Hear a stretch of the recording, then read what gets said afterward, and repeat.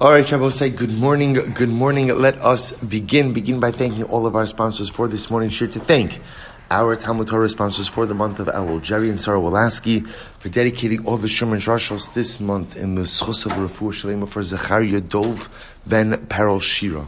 To thank the Tilson and Wohl families of Eretz Yisrael for dedicating all the Shimshon Roshels this month in honor of the wedding of our children and with best wishes for health and shalom and a Shana Tova u'mesuka. To thank Avraham and Shaindy and Kelman from Eretz Yisrael for dedicating all the Shimshon Roshels this month in memory of their beloved parents and in the zechus of all those who need a refuah sheleimah. To thank Selma Woolf for dedicating all the Shimshon Roshels this month. With gratitude to Hashem and with Teffilos for health in the new year. To our Daf Yomi sponsors for today, Alan and Sue Myrowitz, in memory of Alan's bubby, Henia Rochel bas Shimshon, whose yahrzeit is the 21st of Elul. We hope that in the merit of our Talmud Torah, the Hashem will have an aliyah and the family a nechama. But with that, let us begin. A lot to do today. So Baruch Hashem, today's Daf is Chaf Hey 25, and we are picking up on Chaf Daled Amud Beis 24b, 20 lines up from the bottom. So also, if you remember again, we ended off in yesterday's Daf with an interesting discussion between the distinction between causing damage directly to one's eved versus creating external stimuli which then result in damage. So the Gemara explained that when you cause external stimuli, like you make a loud noise outside of the eved, and as a result of the loud noise he becomes frightened, he becomes deaf, or he goes blind, halacha l'maaseh does not go free for that, right? He's not emancipated for that. Why? The Gemara's logic was that is the eved allowing himself to become frightened, as opposed to if I hit him in the eye or if I hit him in the ear, that is me causing direct damage. So the Gemara says 20 lines up from the bottom. Kiddushin hamavis es chavero pater medini adam v'chay b'dinei b'shamayim. What's the interesting case? If you scare someone, imagine for a moment you frighten someone, and as a result, they are injured. So the Gemara says, you are exempt. Midine Adam. In other words, in a court of law, you cannot be found liable. But you are Chai B'dinei Shamayim. In other words, with HaKadosh Baruch Hu, you're liable. So in other words, you see this interesting, the Gemara is just bringing this to back up the concept that we ended with yesterday, which is that when you create external stimuli, which then result in someone else's damage, that is the person internalizing the stimuli and as a result being damaged. As such, I am not the damager. Now again, is there liability for such an act? So there is divine liability, or I should say liability with the divine. But there is no liability ultimately, again, in a court of law. Keitzad, the Gemara gives an example of this. Taka ba'azno b'charsho, taka ba'azno b'charsho pater. So, for example, if somebody goes ahead, Reuben goes over to Shimon and makes a loud noise by Shimon's ear, and Shimon goes deaf, Reuben will not be chayiv. But, on the other hand, if Reuben goes ahead and holds on to Shimon, right, literally again, holds on to him, and then goes ahead and makes a loud noise into his ear, then he will be chayiv. The fundamental distinction about whether or not you have hands on the person or not. So again, if there's no hands on the person, just external stimuli, then halacha l'maaseh, no liability. Hands on the person, then there is liability. Interesting halacha. Tanya idach, another brayso. Harisha haisa eino kihuya. So another interesting. Now we're getting into more. Did I skip? Tanabanan. He called the castle. So this is some interesting cases. So now back. Remember, we are still focusing ultimately again on the concept or on the topic ultimately of what type of injuries result in emancipation. So watch this. Tanabanan. What I explain is as follows. He called al eino v'kasa. But listen to this case. Let's say master hits the eved on the eye. Hits the eved in the eye, but he doesn't blind the eye. Instead, what does he do? He diminishes sight. So he causes a loss of sight, but not blindness. Al shino v'nadla. Same thing. Master hits the eved in the mouth, right? It hits him in the tooth, and the tooth becomes loose. Right? So we'll say, so two cases of where there was an injury that was endured, but Lamaisa, not blindness, right? Just diminution of sight. And ultimately, again, tooth is not knocked out, but ultimately it's shaky. So what's halacha? Im yachol ishtamish pan achshav in evid yosef mecherus. V'im lav evid yosef mecherus. The Gemara says it's a very simple distinction. Is the eye usable? Is the tooth usable? So if the eye is usable, in other words, if there is some level of meaningful sight, then the Eved does not go free. If the tooth can be used, I don't know, the Eved, could still eat, right, on that side of his mouth, then Lamaisa, the Eved does not go free. But if the eye is effectively rendered useless, and the tooth is rendered useless, even though the tooth is still there, and even though the eye technically has some amount of sight, ultimately, again, the Eved will go free. So I'll say, so this is interesting, because what this is saying over here is as follows. Up until now, we've been focusing on absolutes, right? The master knocks out a tooth. The master blinds an eye. Here, what the Gemara is introducing us to is, even if the master didn't blind him, or didn't knock out the tooth, if the eye is no longer, quote-unquote, usable, right? It doesn't function in any meaningful way. The tooth doesn't function in any meaningful way, the Eved is emancipated through that as well. I just want to point out, because I had a great conversation with David Schwartz yesterday, so I just want to make sure that this is clear, which is, understand, all of this, right, what are these halachas designed to do? These halachas are designed to prevent mistreatment of avadim. Even though we've been focusing on the idea that an Eved Kinani is property, right, you are not permitted to mistreat your Eved. And if you do so, you are penalized. What's the penalty? You lose your Eved. He goes free.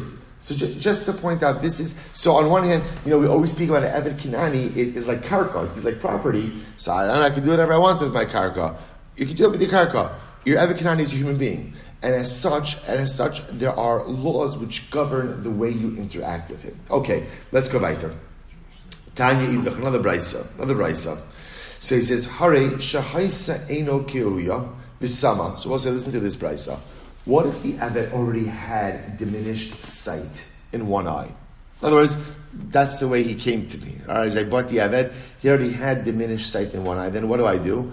I end up punching him in the eye. By the way, also, when we have these images of punching him in the eye, we also have like these images of like a master beating up his Eved. The truth is, we're going to see say that even in cases where it was unintentional, these same halachas apply. So I accidentally hit him in the eye, right? I accidentally injured him. So we'll say this is an interesting case. Let's say now the Eved came into servitude with diminished sight in one eye, and then I injure him and blind him. Similarly again, Shino Neduda Ve'pilo. Similarly again, he had a loose tooth. And I knocked him in the mouth, and I knocked out the tooth. So we'll say, so what do we look at? If the eye was technically usable, right? If the eye was usable, then Einach Inami, again, he goes free. Right? Tooth was usable, he goes free. If the eye already was unusable, the tooth already, again, could not operate in its designed function, then halacha l'mais, the Eved does not go free. Good. So we'll say, so essentially what's interesting is you kind of have these two brises that are pretty much saying the same thing, which is, brisa number one was, I hit the Eved in the eye, and I diminish his sight. So what's the halacha? If there's any level of meaningful sight left, he doesn't go free. If there's no level of meaningful sight left, he does go free. Same thing with the tooth, right? Brisa number two was, Eved came into servitude with diminished sight. Now I injure his eye. So what's the halacha? If he had some level of vision before and lacks that now, he goes free. If he already didn't really have meaningful vision before, so I didn't change anything through the injury, he doesn't go free. So the brises are essentially saying the same thing. So Gemara says, I'll tell you why it's stricha. You need them both. Why? Had you just said the first brisa, Mishum de meikar nehura bari v'hashta nehura kichisha. In the first brisa, remember again, the Eved had complete sight, and then I injured him, causing diminished sight. Right? So maybe that's the case where ultimately there's the possibility of emancipation. But in brisa number two, the Eved already came in with diminished sight. So maybe in that situation, halacha l'maisa, there's no emancipation. Or I will say maybe again only mention the brisa where there was complete blindness. But in the case where he didn't totally blind the Eved, even if he diminished his sight, maybe he shouldn't go free. Therefore, tzricha. So we'll say ultimately again, I need both brises. But I will say what is incredibly interesting about this and actually fascinating about this is that halacha l'maisa, we're now introduced to just a new level of emancipation. So even if I don't knock out the eye, when I say knock out the eye, blind the eye, or knock out the tooth, if I injure the Eved in such a way where the eye is effectively no longer usable, even if technically speaking, he has some sight, but it's not usable, or the tooth is still there, but it's so, wobbly, shaky, I don't know.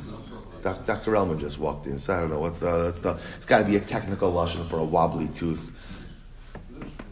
Or Dr. Lossman, I don't know. The dentist, no, you can get CME credits or something for this answer this question. All right. No, so lemaisa, whatever it is. So it's so wobbly that halacha lemaisa, it's not usable. So again, what you see over here is the Eved could go free if the master injures him in such a way that functionality of the limb has been lost. Incredible. So let's go weiter.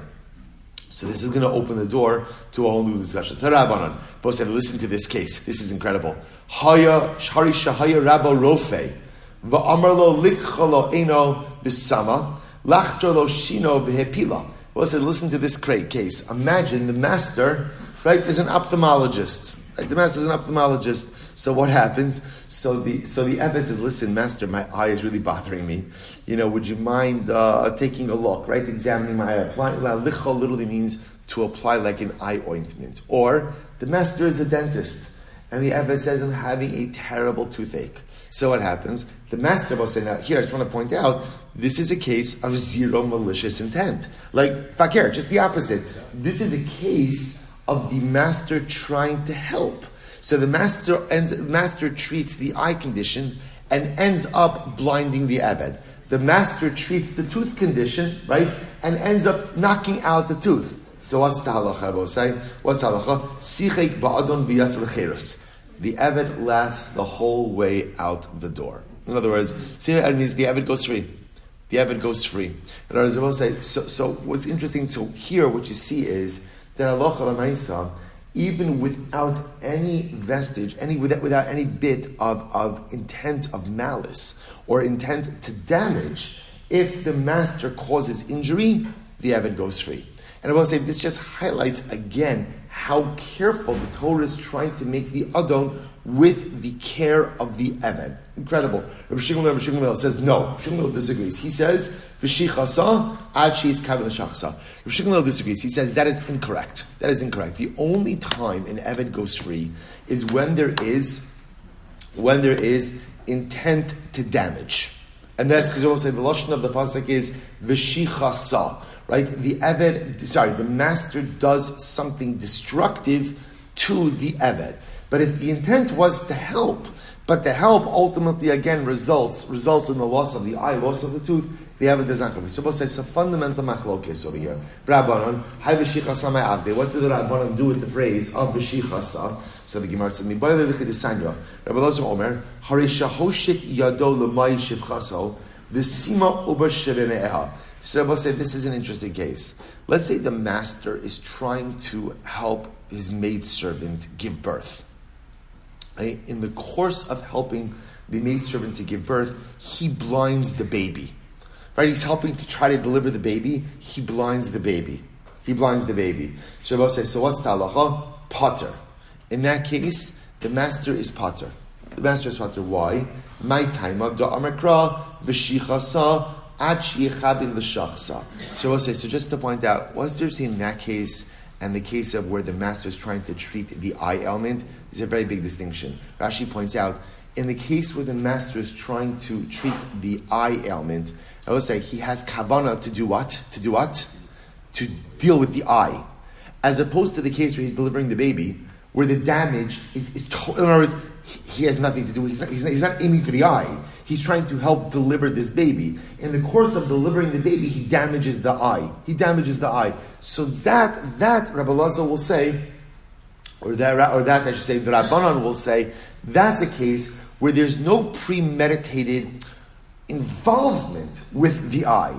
So that ultimately cannot cause the Eved to go free. So I'll say, so fundamental machlokes. So the Gemara says, The Gemara says, "V'idach." The other opinion will say, "Mivashiches shachsa nafka." We'll learn that out from the fact that v'shichasa is written in the elongated form.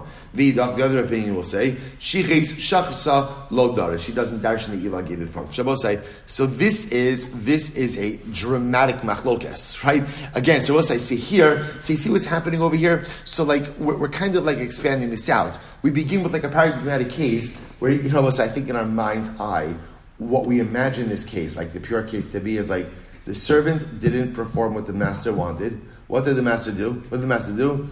Punched him in the mouth. Knocks out a tooth. Right? I don't know that that's the paradigmatic case. I think that's how we envision it. He goes free.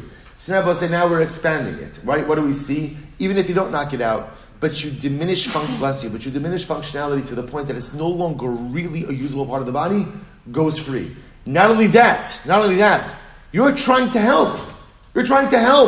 You're a doctor, you're trying to help. We'll say, by the way, this is actually interesting, right? You have this concept in medicine, right? That if you're trying to help someone and ultimately, again, you cause damage, that there's, at least from halacha, I know like in today's malpractice world, that's certainly not true, right? But at least in halacha, there is a concept like this, that a doctor is freed from liability if he is trying to help, as long as it's clear that he was not a posheya, right? If he was absolutely negligent, then there could be liability. But assuming the doctor was not negligent, even if something happened, he is freed from liability in halacha, because we want the doctor to treat people. I will say that applies in every single case except Eved Kanani. Incredible. So you're the doctor, you're the master doctor working on your Eved, you knock out his tooth. You blind his eye. You were right. You did your job. You were in conformance with every single medical norm, but yet you cause this, goes free. I will say. So again, that's a machlokes, right? So the Rabbana will say goes free. Rabbi Shmuel Silber says doesn't go free. I will say, I'll just point out over because this is a fascinating case. The Rambam, how do we paskin in this case? So let's say the master is actually treating the ailment of his Eved, and the Eved goes and he blinds him. What's Allah supposed to say? So the Rambam writes in Hilchos Avadim Perek Hey Halacha Hey Harei Shahaya Rabba Rofe Va'amar Lo Kecholi Einai V'Sima Chatro L'Shnei Ve'Pila Sachak Ba'adam V'Yatza L'Cheirus Sha'afa Pishlo Niskavin L'Hazik Harei Niskavin Lingoa Be'evrei Eved. So we'll say the Rambam says, the Rambam paskin is like the Rabbanon. Halacha L'Maisa. If you're the master, you're trying to treat the eye ailment, you're trying to treat the tooth ailment, and the eye is blinded, the tooth comes out, your Eved goes free. Why? Because you have kavanah to get involved with the eye. You have kavanah to get involved with the tooth. Even though there was no malicious intent, the Eved goes free. But I contrast that with the case of the Eved the master trying to help his maidservant give birth, and accidentally blinds the eye of the baby, that there's no emancipation there, because halacha l'maisa there was no kavanah to deal with the eye, to deal with the tooth. Incredible. Let's go weiter. We'll say last 3 lines in the daf. As I say, last 3 lines of the daf, yesterday's daf. But listen to this. What happens if the Eved's eye was blind? Right? The Eved was already blind. Right? And the master knocked the eye out of the socket, which is fascinating cases. So what's the halacha? Eved yotzei ben l'cheres. The Eved goes free. The Eved goes free. I say here, it's fascinating, right? See here, the eye already was non-functional. It was non-functional. But yet the Eved knocked the eye out of the socket. Sorry, the master knocked it out of the socket, Eved goes free. My time, m'chusra evrahu. Because Rabbi say again, now the Eved is missing a limb. Now he's missing a limb. So remember again, this goes back to yesterday's daf.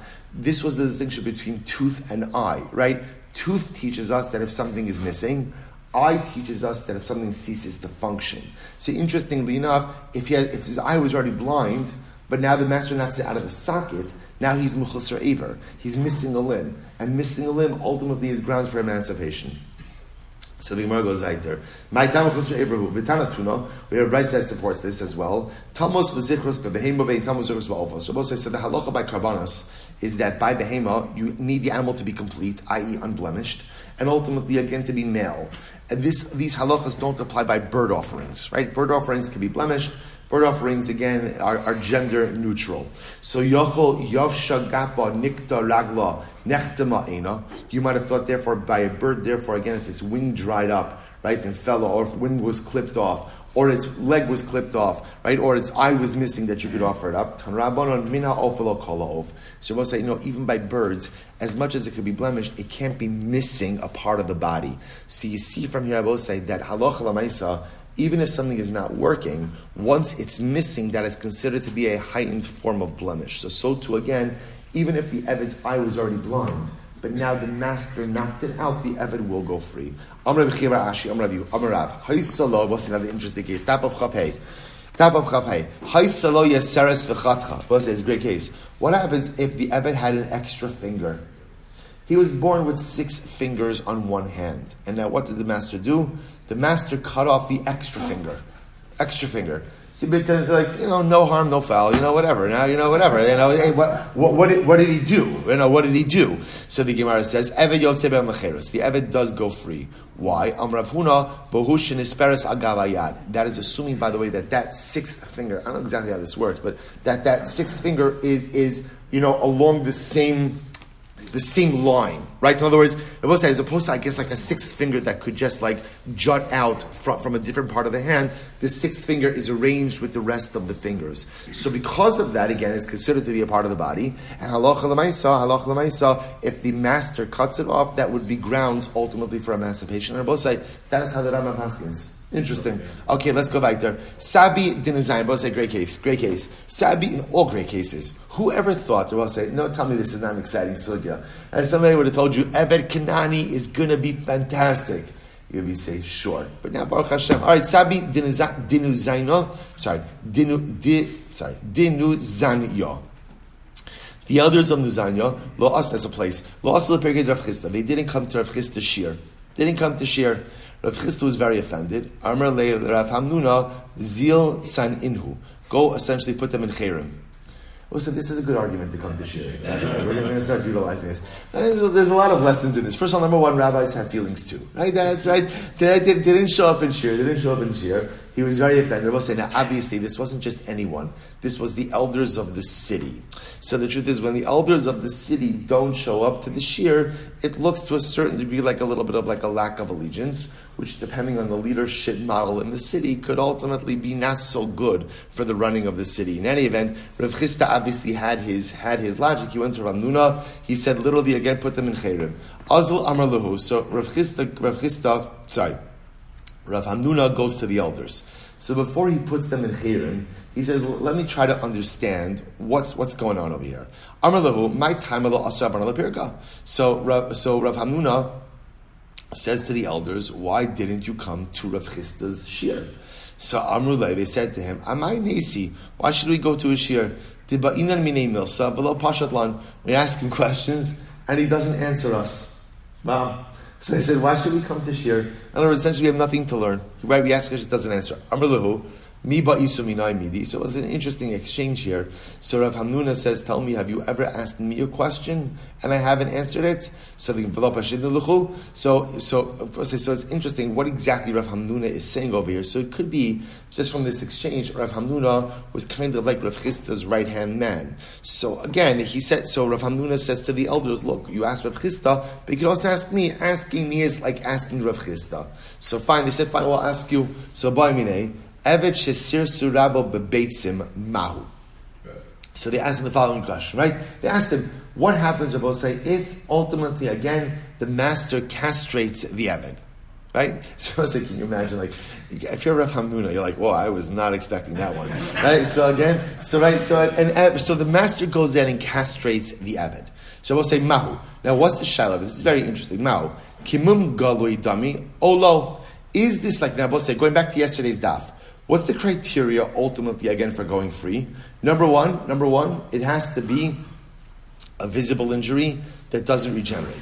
So I will say castration. Now here, he's dafka referring to the cutting off of the testicles.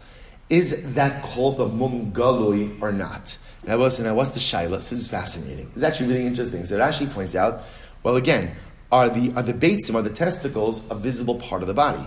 Well, on one hand, they're encased in the scrotum, right? So you can't see them per se, right? So they're not like visible, but at the end of the day, you know that they're there.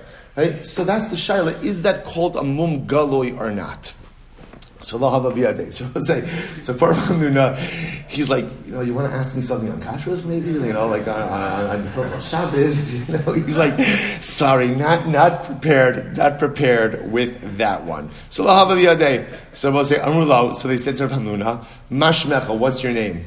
Amrullahu Hamnuna. He said, my name is Hamnuna. Amrulay lav Hamnuna ela Karnuna. Your name is not Hamnuna, rather your name is Karnuna. Both say Karnuna is a lashon of a karen. A karen is a corner. So they say your name is not Hamnuna, your name is Karnuna. Karnuna refers to guys who spend their lives sitting in the corners, right? Sitting in the corners. Listen, I remember when I was in YU. I remember this in Washington Heights.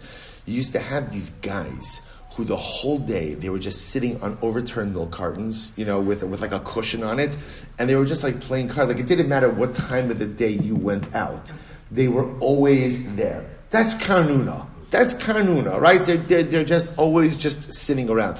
So they give it. So these guys, obviously, again, these Rabbanim were obviously pretty intense guys. So they say to Rav Hamnuna, your name is not Hamnuna, your name is Karnuna. Your name is Karnuna. Okay.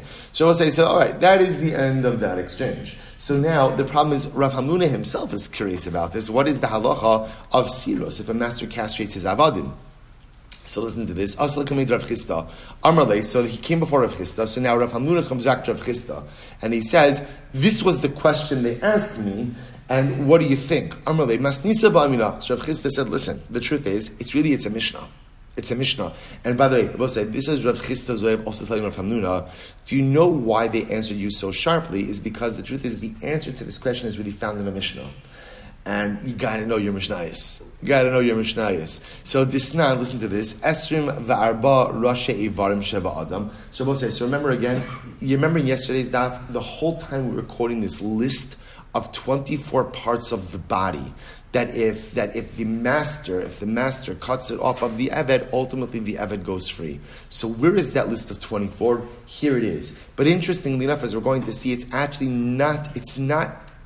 mentioned by Avadim, it's mentioned in a different context. Here we go. Esim v'arba rashe ivarim sheba adam. So we'll say there are 24 parts. Now rashe ivarim literally means like the tips of parts of the body. Right? Rashe ivarim sheba adam. Kulam emitam mishum michya. Ultimately, again, they don't become tummy because of michya. We'll say, what's michya? A lot happening in today's daf. We'll say, so remember again, we have a concept of tsaras. Certain forms of tsaras are only problematic if in the middle of the tsaras you have like the appearance of healthy flesh. That's called a michya. A michya is that type of tsaras where you have the tsaras and then in the middle you have the healthy flesh. So I will say, so now the Gemara says there are 24 parts of the body where if you have a michya, if you have the healthy flesh on it, it doesn't become tsaras. Why not? Ve'elohim. Now I will say, I just want to tell you why this is. Let me just tell you why this is. Because these tips of the body, I will say, because they slope in different directions, you cannot see the whole body part at once. So I'll say, if you think about it, by the way, like if you go ahead and you look at the tip of your finger, interestingly enough, you really can't fully see all sides of your finger at once, right? If you look at this, so you only see one side. Look at this. Even if you look down, you can't fully see everything that's happening on the sides. So it's interesting. So therefore, we're going to see that for michya, for that type of tsaras, the pasuk says you have to be able to see the entire nega, right, the entire blemish, all at once. So therefore, if it turns out that it's on any one of the 24 tips of the body, it's not michya. So the Gemara says, what are they? We'll say, here they are. Here is the list. Ve'eluheim. Rashe etzbos, 10 tips of fingers. Rashe etzbos, yadayim v'raglayim. So we'll say, literally again, 10 fingers, 10 toes. V'rashe aznayim, literally again, the tops of the ear, although we're going to see it doesn't have to be the top of the ear. Really what it means is like any part of the ear. Rashe aznayim, v'rosh hachotem, the tip of the nose, v'rosh hagaviyah, but rosh hagaviyah is the makomila, v'rashe dadayim shebeisha. And ultimately again, the tips of the breast, the nipples, ultimately again also are part of the Eivarim. Rabbi Huda Omer, af sheva ish. This is not just by a woman, it's by a man as well. The Tani Allah, And we learned about the Sora Wolasky. So again, I just want to point out, this list, interestingly enough, is by Avodim, right? Sorry, this list is by Zaras. That's what this list is. V'tani Allah, v'kulam eved yotzei bahem lachirus. The Gemara says, this is incredible. It's just fascinating that this whole, everything we've been learning up until now really comes from Zaras. Now the Gemara says, all of this applies to an eved. Fine. Rabbi Omer, af sirus. Here we go. Rabbi adds in, even castration. Right? Now, I just want to point out also, when it comes to castration, this is just good to know in general, right? When it comes to castration, from when the Gemara talks about sirus, we're going to see there's different types of sirus. There's what's called sirus degid and sirus debeitzim. Sirus degid means like a cutting off of the aver, of like the member, right? And ultimately, again, sirus debeitzim is a removal of the testicles. So we'll qualify our terms in general. You're like, I was not expecting this morning, right? I need another cup of coffee for this. Right? So I'll say, so watch this. So the Gemara says as follows. So the Gemara says, so Rebbe adds in even castration. Rebbe adds in castrations, Ben Azai Omer Af Haloshin. We'll say first why Lana Chaf Yeh Medalef. Ben Azai adds in even the tongue. Interesting, even the tongue. Omer Mar, Rebbe Omer Af Asirus. So we'll say now Rebbe says even castration. Sirus Demai. So here we go. Castration of what? Ilem Asirus Tegid. If we're talking about actually like the cutting off of the member, so then Halacha Lamaisa Hainu Gvia. So we'll say that falls into the category of the tip, which again we already established, right? The Makomila. Right, which is one of the areas. Elulav sirus debeitzim. Rather, it has to be referring to castration of the testicles. Rebbe Omer. So I will say, so therefore, again, so just to kind of circle back over here. So Rav Chisda says back to Rav Hamnuna, that question they asked of you as to whether or not sirus, does an eved go free with sirus? It's a pretty explicit answer that the answer is yes. That the answer is, at least according to Rebbe, the answer is absolutely yes. And halacha l'maisa, sirus debeitzim, castration of the testicles, would cause the eved to go free. The Rebbe, so the Gemara says, the Rebbe lashon lo, Rebbe doesn't agree that cutting off of the tongue would cause an eved to go free. Or minhu, raise a kasha. What's the kasha? Misha hayamazev v'nissa hazal piv. So we'll say this is such an interesting case. Totally switching gears. Someone is tameh to masmeis. And what's happening? The Kohen is sprinkling the waters of the para aduma on the individual. And the water lands on his mouth. So what's the halacha? Rebbe Omer Hiza. Rebbe says the sprinkling is good. The Chachamim Omrim Lo Hiza. The Chachamim say it's not good. My love alashona. Are we not talking about again on the tongue? And you see from here that Rebbe says that the tongue is considered to be like an exposed part of the body. Lo al sfasav. No, it's talking about his lips. So asfasav pshita. I don't understand. If it lands on his lips, why would anyone say that it's not a good sprinkling? Sometimes Rabbi say a person, what's the lashon? You know, when you press your lips together. Purse your lips, right? You purse your lips together so tight that sometimes, again, the lips could almost become like an interior part of the body. And therefore, I might have thought that the lips aren't considered like the exterior, but rather considered to be like the interior. And therefore, sprinkling should not work. To which the Gemara says, Kamash Malon, then no. Now, what I want to point out over here, which is an important fact, Rashi points this out, but I'm just going to say it outside because of time. So remember again, for the sprinkling of the para aduma to work on the individual, it has to fall on his body, on an exposed part of his body. So now the Gemara is suggesting over here that we're talking about it falls on his lips. So what would be wrong with his lips? I might have thought that sometimes since a person purses his lips, the lips are considered to be like an interior part of the body, not like an exterior part of the body. And therefore, if the water falls on the lips, it won't be good. Kamash malon, no. Aiva Tanya, but we learned al-shono. But that's not what the Brisa says. The Brisa talks about, again, the waters of the part of the falling on his tongue. V'o Tanya, furthermore, we learned v'shenitel rov haloshen. And I will say an additional blemish or an additional injury which would cause the eved to go free is if the majority of the tongue was removed. Rabbi Omer Rov HaMedaber Shebelashono. Ultimately, again, Rabbi says even the majority of the speaking part of the tongue. I will say the speaking part of the tongue, the Gemara understands over here to refer to the part of the tongue that is attached to the body. So the Gemara says Va'od.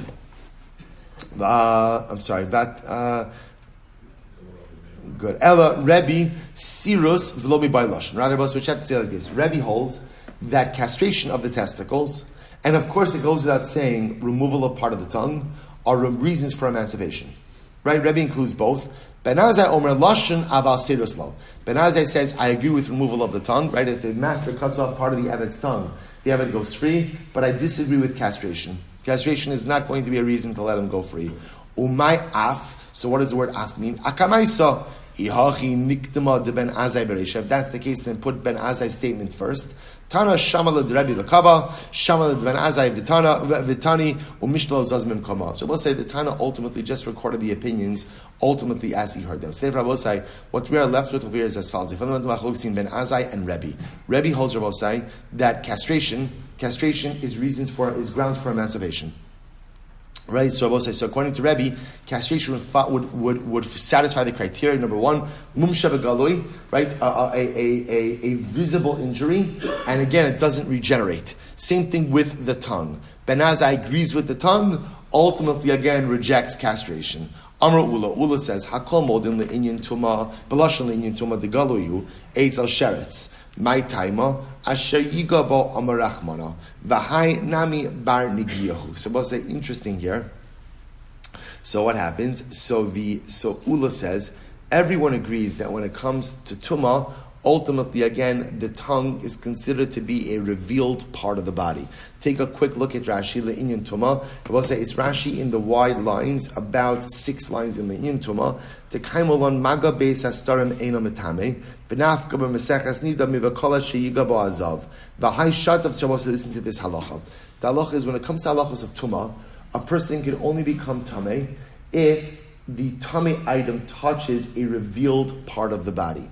But if the tummy item touches a hidden, quote-unquote, hidden part of the body, unrevealed part of the body, then ultimately, again, I'll give you an example of this, we'll say. Apologize in advance for the example.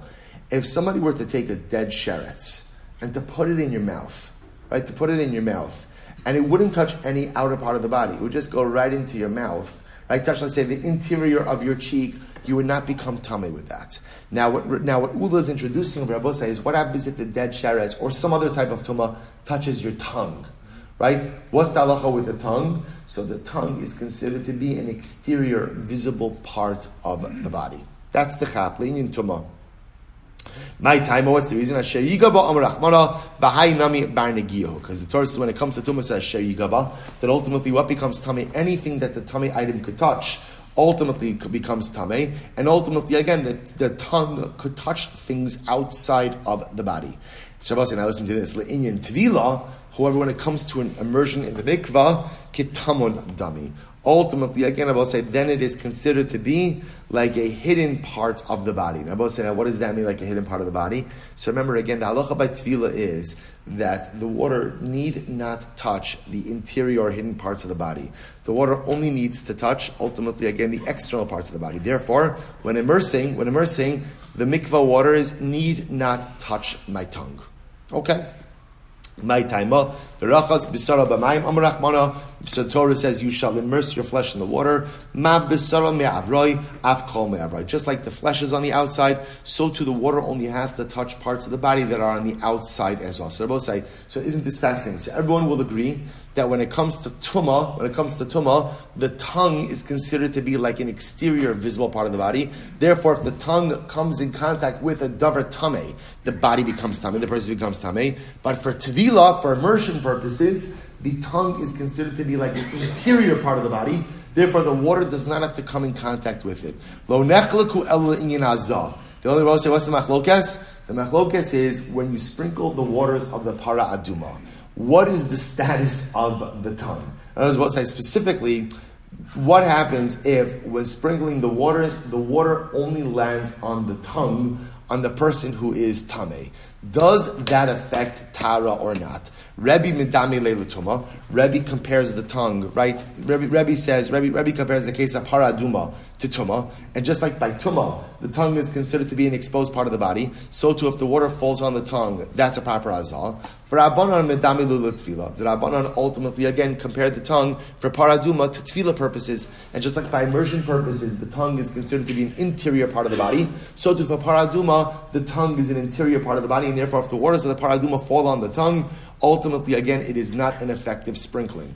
V'tarvayhu v'hai kraka miflagin. I both say both Rebbe both Rebbe, ultimate, and the Rabbanan are arguing the following pasuk. The pasuk says, "V'hiza atar latame."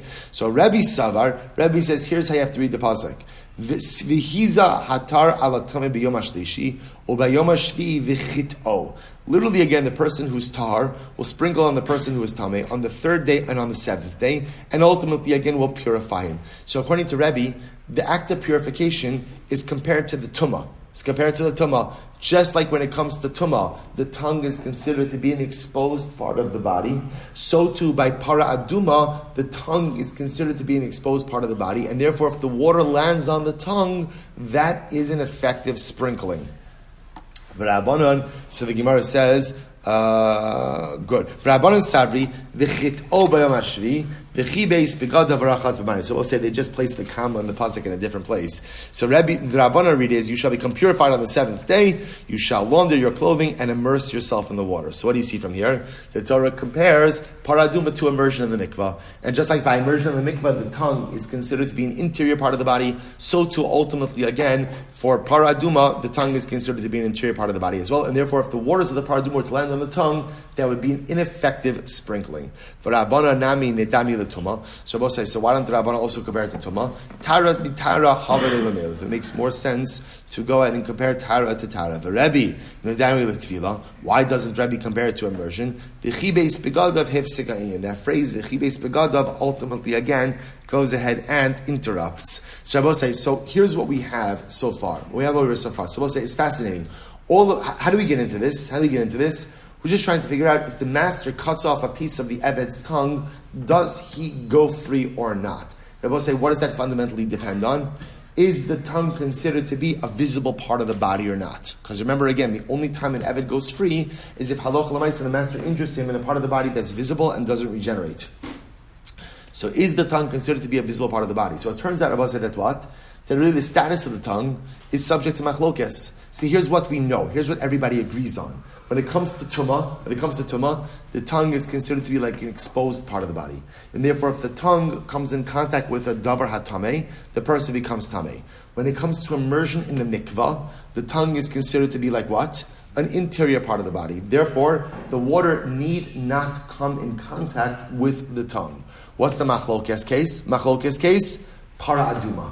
What happens if the person who's tameh is getting sprinkled by the kohen and the waters of the para aduma land on the tongue? So that's a machlokes Rebbe and the Rabbanan. Rebbe will say ultimately again that it works because he compares para aduma to tumah. The Rabbanan will say it doesn't work because they compare para aduma to tvila. Fascinating. So the Gemara says, one second. The Gemara says, good. Is that true that Rebbe holds that when it comes to immersion in the mikvah, that the tongue is considered to be like an interior part of the body?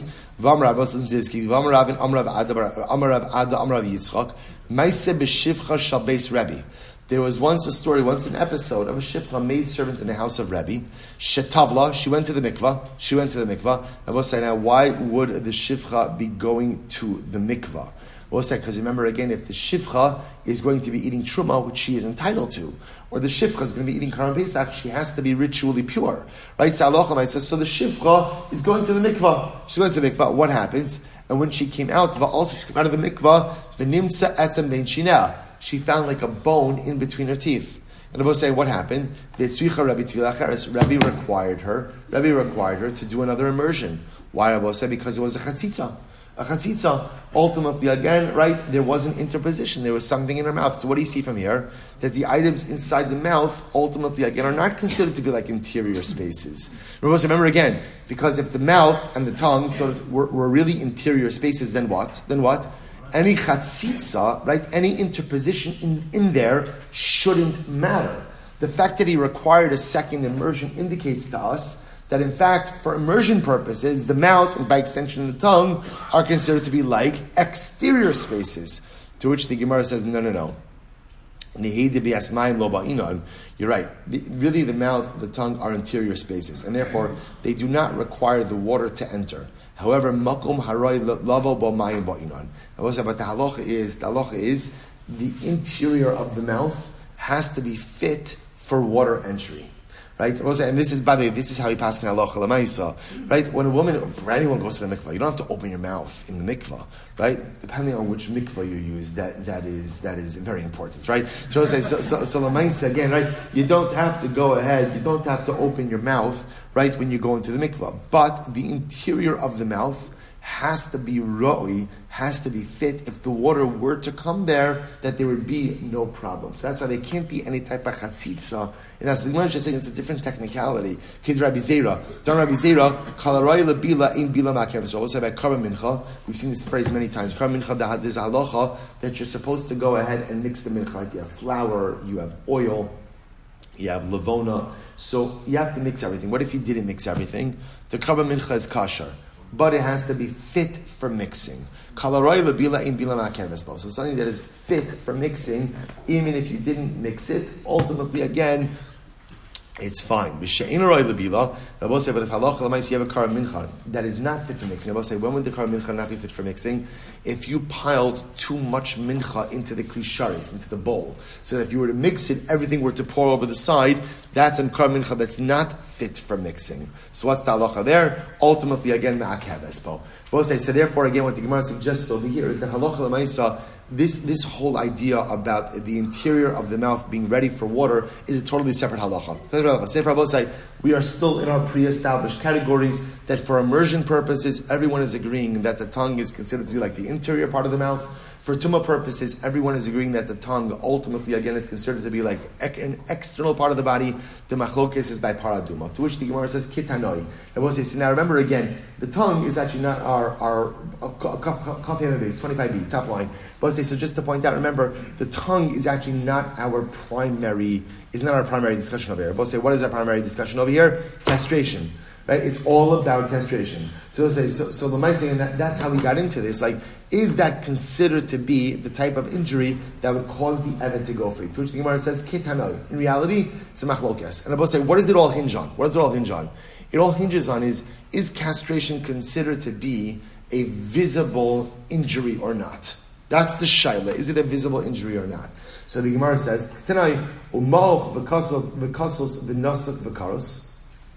So I will say, over here, the Gemara quoting the pasuk about an animal. That if you have an animal that has squashed testicles, crushed testicles, nasuk removed, karos cut off, this is the type of animal you cannot offer up as a karban. So kulam bebesim de Rabbi Yehuda. Rabbi Yehuda says these are all conditions, or all states regarding the testicles. So below begid, and not talking about again the actual gid, the actual member itself. Ella, I'm sorry, the Rabbi Yehuda. So the Rabbi Yehuda, the beitzim below begid. Ella, so the beitzim below begid, it only applies to the beitzim and not the gid. Ella kulan af the beitzim the Rabbi Yehuda. So Rabbi Yehuda holds these states, right, all apply to both the beitzim and the gid. Rabbi Lazar ben Yaakov Omer kulam begid. Rabbi Yaakov says no, it only applies to the gid, only to the male member. Rabbi Yossi Omer mo'och v'kasos af the beitzim. V'nosach v'karos begid, right? Begid in bebeitzim lo. So we'll say what you see from here over here, from the Gemara is discussing by the karban. There's a machlokes. What applies to the beitzim? What applies to the gid? The Gemara wants to suggest this same machlokes would apply ultimately again to Eved Kinani. So we'll say. So bottom line, what it comes down to is halacha l'maisa. Castration will remain ultimately a machlokes tanoim. If a master goes ahead and castrates his eved, does the eved go free? Machlokes. And we'll say, what's the machlokes about? Is castration considered to be a mum galui or not? We're going to come back to this. We're going to see the Rambam on this. Right now, let's just do the Mishnah. Here we go. Behema gas. I'll say totally switching gears now. We've spoken about how to acquire an eved ivri. We've spoken about how to acquire an eved kinani. Now the Gemara totally switches gears. Behema gasa niknis b'mesira. Behema gas, we'll say a large animal can be acquired with mesira. We'll say, what is the act of mesira? Rashi says over here, Ba'ala mosrim osa v'lokeach ba'afsar o b'sara. We'll say the kinyan of mesira means, let's say, I want to purchase an animal from Ruvain, so ultimately, there's a behema gas, a large animal. Ruvain gives me over the reins, literally hands me the reins, right? Or afsar is the halter, right? The halter, the reins, or the sar, or I take hold of the hair of the animal. That's called mesira. So a large animal is acquired by mesira, v'hadaka b'hagba, Rabbi Meir, and a small animal hagba. So Rabbi Meir holds large animals conveyed by Masira, ultimately against small animals Hagbah lifting up. That's Rabbi Meir. Rabbi Meir, Rabbi Eliezer. The Chum say no, Behemadaka niknis b'Mashicha. Ultimately, again, a behemadaka, small animal is not acquired by Hagbah, rather a small animal is acquired by Mashicha. We'll say now, what's Mashicha? Mashicha is really the act of causing the animal to move from one domain to another.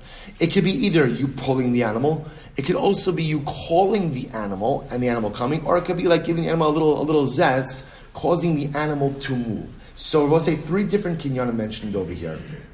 Right? So according to Rabbi Meir, a behema gasa, ultimately Masira, you hand over the reins, hand over the halter, let the buyer take hold of the hair. Small animal, ultimately Hagbah lifting it up. That's Rabbi Meir and Rabbi Eliezer. Chum say, behema daka, small animal, Mashicha. Again, you have to cause that animal to move from one domain to another. Right? So we'll say, we'll have to stop over here for today. Okay, we'll have a lot to do in Meretz Hashem. For tomorrow, we'll catch up. Tomorrow, we'll say, what a day, right? What a sugya, what a gemara. Meretz Hashem, more on Behem Bagasa and Medaka tomorrow. Shkayach.